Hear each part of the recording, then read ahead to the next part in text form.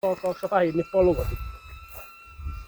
Most géppel kaszálnak, és a fehér nép egy kicsit segít, de nem minden régebb, hogy kézzel kaszáltak, és pallogattak a fehér népek.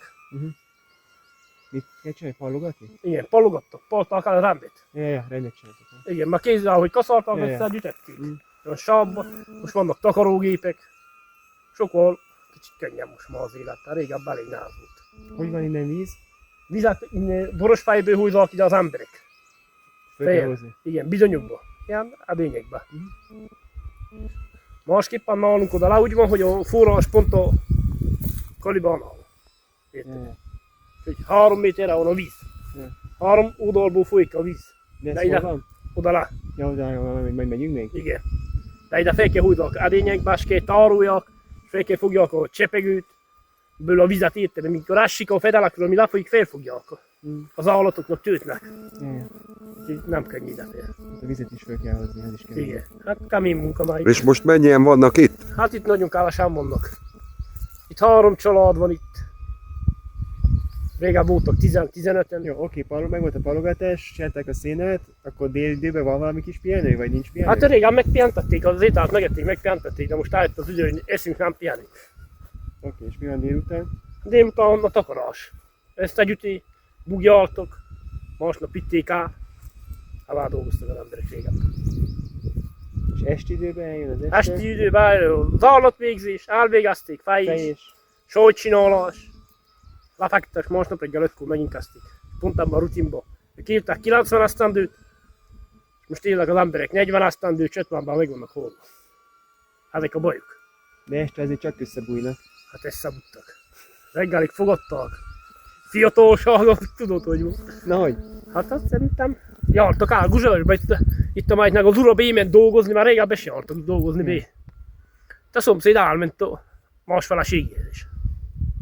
Nem csak úgy volt, hogy azért jöttek párossával fél, de adott egy olyan időszak, hogy el kellett a férje menjen dolgozni, és a másik elment a feleségéhez. Átkacsintottak.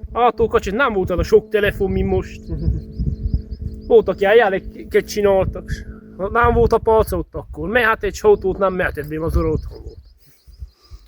Nem úgy van, hogy most a telefonon megírjuk, hogy melyikhez mehetünk ma este, vagy hónap este. Úgyhogy nem volt. Vigyázni kellett, hogy lebukjanak. Helyen az a palchoz, ha egyszer ott volt, valamiféle nem behattál senki. Ők oda tették, a meg volt beszélve. Nappal megbeszélték, éjjel folytatták. Úgyhogy azért voltak régen fejvel egy párossal, hogy nem mentek el. De most férfiával meg a fehér nép ma oda most telefonon megjögyedi, akkor ma a mester játszna. Akkor ma az esztenába. Ja, és azt mondaná, hogy ez a piros sapka, ez neked... Hát ez a hagyomány a kalap. Kalap van, 17 kalapom van. Nagyon jó. És mindig más színű? Más színű, igen. Van fekete kalap, van zöld kalap, van ilyen kicsikás zöld kalap, amivel szoktam a jogottal össze elvinni az esztenára. Lassak, hogy én is egy ilyen hagyományos ember vagyok. Ott ültem el a... Na jó, és akkor tehát ott laknak, oké, ott van a... Igen. Abban van a mi? Abban laknak. Ja, abban laknak, és ez itt? Hát az ilyen mellékszoba, amikor szerintem többen voltak. Ja. Gyerekszoba. Régen nem volt ilyesmi. Régen nem volt gyerekszoba, nem egy szoba gyerek, ugye? Igen. Csángó ember. Na.